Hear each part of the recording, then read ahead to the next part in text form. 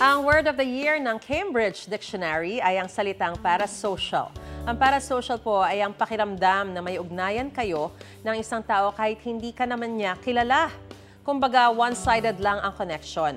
Pwede ring i-apply ang parasocial sa mga sikat na personality o kaya yung mga karakter mula sa mga libro, pelikula, TV shows, pati sa AI chatbot. Halimbawa, feeling mo ay close kayo ni Manny Pacquiao, Ariana Grande, at Harry Potter.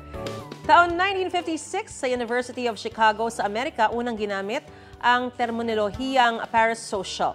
Napili ito ng Cambridge Lexicographers bilang 2025 Word of the Year dahil sa ipinakitang interes ng mga tao sa pag-uugaling ito. Gusto mo bang mauna sa mga balita? Mag-subscribe na sa GMA Integrated News sa YouTube at tumutok sa unang balita.